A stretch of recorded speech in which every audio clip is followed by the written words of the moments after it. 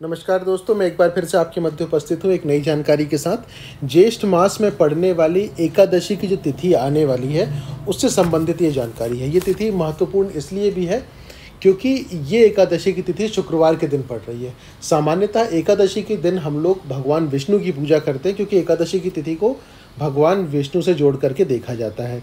लेकिन इस बार की जो एकादशी की तिथि पड़ रही है, वो शुक्रवार के दिन पड़ने के कारण से और ज़्यादा विशिष्ट हो गई है। उसकी वजह एक ही है कि अगर हम माँ लक्ष्मी से पहले भगवान विष्णु की पूजा करें तो माँ लक्ष्मी अपने आप और अधिक प्रसन्न होती हैं, और शुक्रवार का जो दिन है वो माँ लक्ष्मी से संबंधित होता है। इसीलिए इस एकादशी को अत्यधिक शुभ माना जा रहा है। दूसरी बात, ज्येष्ठ मास में पड़ने वाला ये एकादशी है, इसलिए भी अत्यंत शुभ माना जाता है। एक छोटा सा उपाय है, आप चाहे तो करके देख सकते हैं। एकादशी की जो तिथि रहेगी वो 23 मई शुक्रवार रात को 10:29 तक रहेगी। ये जो उपाय आपको करना है, ये संध्या में सूर्यास्त से 1 घंटे के भीतर आपको ये उपाय करना है। इस उपाय के लिए आपको 2 दीपक लेने हैं। एक दीपक जो आप अपने पूजा स्थान में ही प्रज्वलित करके रखेंगे, दूसरा जो आप अपने घर के मुख्य द्वार में रखेंगे। दोनों ही दीपक आप चाहें तो घी के दिया या घी का दीपक बना करके प्रज्वलित कर सकते हैं, या फिर तेल का भी आप प्रज्वलित कर सकते हैं। बस ध्यान रखिएगा कि सरसों का तेल या राई का तेल जो होता है उसका प्रयोग बिल्कुल भी ना करें। तो सबसे पहला आप दीपक प्रज्वलित करिए। उसमें से दोनों दियों को या दीपक को आप अपने पूजा स्थान में ही रहने दीजिए, उत्तर दिशा की ओर मुख करके रखिए। उसके बाद सबसे पहले आप भगवान विष्णु के विष्णु सहस्त्र नाम का एक बार पाठ करिए, और जब विष्णु सहस्त्र नाम का पाठ हो जाए तो उसके बाद वहीं अपने पूजा स्थान में गुलाब धूप प्रज्वलित करके, या गुलाब धूप या गुलाब धूप बत्ती जो आपके पास होगी वो प्रज्वलित करके माँ लक्ष्मी के सामने आप कनक धारा स्तोत्र का एक बार पाठ करिए।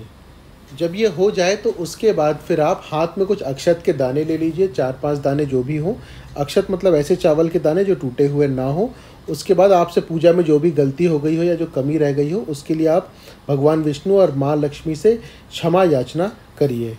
ये जो क्षमा याचना है, ये आप हर एक पूजा में, जब कभी भी आप अपने घर में पूजा पाठ या कोई अनुष्ठान करते हो तो अंत में ये चीज़ आप ज़रूर कर सकते हैं कि जो भी गलती हो गई हो उसके लिए क्षमा मांगे, और जो कमी रह गई हो उसे इन अक्षत के दानों से पूरा करने के लिए भगवान से प्रार्थना करें, और उन अक्षत के दानों को वहीं पूजा स्थान में किसी कटोरे में रख दें या छोड़ दें। बाद में फिर उसका विसर्जन कर दें, या किसी पुष्प या फूल वाले गमले में आप इसे डाल सकते हैं। तो ये करने के बाद भगवान विष्णु को अगर संभव हो सके तो किसी भी पीले फल का भोग लगाएं, क्योंकि एकादशी की तिथि है, और माँ लक्ष्मी को मिश्री का भोग लगाएं। ध्यान रखिएगा कि भोग उतना ही लगाएं जितना आप अपने परिवार के साथ मिल करके खा सकें। ये दोनों चीज़ें जब हो जाए तो आपकी जो भी इच्छा है वो आप भगवान विष्णु और माँ लक्ष्मी से प्रार्थना करें पूरी करने के लिए। आपके घर में स्थायी रूप से निवास करने के लिए आप उनसे प्रार्थना करें। अब जो 2 दीपक जलाए थे उसमें से एक दीपक आप उठाइए और ले जाकर के अपने घर के मुख्य द्वार में दाहिने तरफ, यानी कि जब आप घर से बाहर की तरफ देख रहे हो तब आपका जो सीधा हाथ है, यानी कि दाहिना हाथ जिस तरफ है उस तरफ उसे रख दें, और माँ लक्ष्मी से अपने घर में आने के लिए या उन्हें अपने घर बुलाने के लिए आप वहीं दरवाजे में खड़े होकर के प्रार्थना करें, और माँ से कहें कि हमारे घर में आप आकर के स्थायी रूप से निवास करिए। जो भी आपकी समस्या हो उसके निवारण के लिए भी माँ से आप प्रार्थना करें। ये छोटा सा उपाय था जो कि इस विशेष तिथि में आप करके देख सकते हैं।